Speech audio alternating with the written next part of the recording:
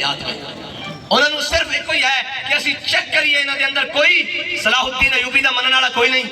کوئی محمود غزنوی دا جانن والا کوئی نہیں، کوئی طارق بن زیاد دا منن والا کوئی بھی نہیں، کہ جڑا ایک ہے دیکھو 2.25 ارب مسلمان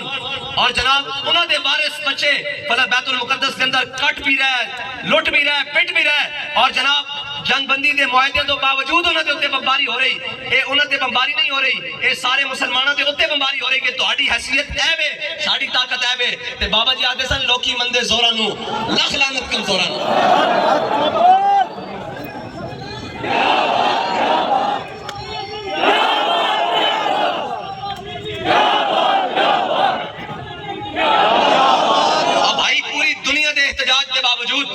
امریکہ اسرائیل دے نال کھڑے ہوئے اور انہوں نے اسلحے بھی دے رہے ہوئے اور انہوں دی مدد ہر لحاظ نال مدد کی جا رہی ہوئے تو جناب انہوں دے نال کھڑے ہوئے تو کیا مسلمانہ جتنی غیرت کوئی نہیں کہ فلسطینیہ دی مدد کر سکن؟ اور اے جناب اسی سن دے آج تک ہم نے سنا کہ جناب یہ ایٹم بم ہو گیا، یہ جناب چاند پر مشن چلا گیا۔ میں نے کہا چاند پر مشن جانے سے بہتر ہے ایک مشن غزہ پر بھی چلا جائے۔ اگر وہ مشن جانے کے لیے تیار نہیں ہے تو یہ جو بیٹھے ہیں ان کے حوالے مشن کر دیا جائے۔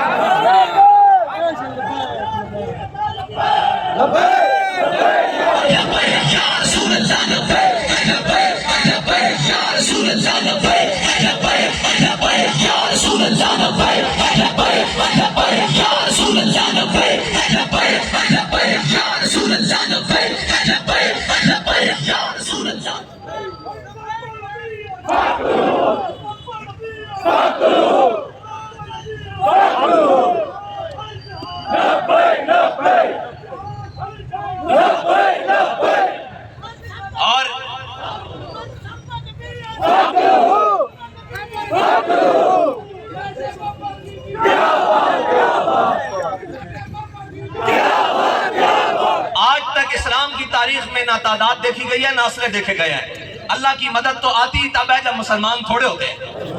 نہیں آتی بھائی مدد۔ ان کے مطابق تو فیض آباد میں بندے 150 تھے،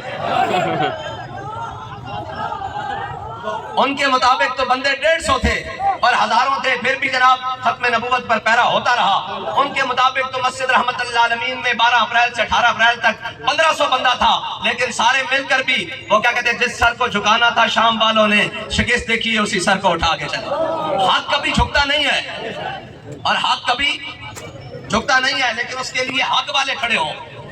اور ہمارا تو ان سے کیا مطالبہ ہے، ہم تو یہ چاہتے ہیں اگر تم نے اتنی بے غیرتی کے شربت پی لیے ہیں تو لبیک والوں کو جگہ دے دو، یہ تو کم از کم جا کر اپنے مسلمان بھائیوں کے ساتھ کھڑے ہو جائیں۔ اور یہودی اس کی ضرورت ہے کہ یہ مسلمانوں کے بچوں کو ذبح کریں، اس کی ضرورت ہے، ہم تو وہ ہیں جس کے گھوڑوں کے ٹاپوں کی آواز سن کر ان کے حمل گر جایا کرتے تھے، ان کی ضرورت ہے کہ یہ مسلمانوں کے بچوں کے پردے کریں۔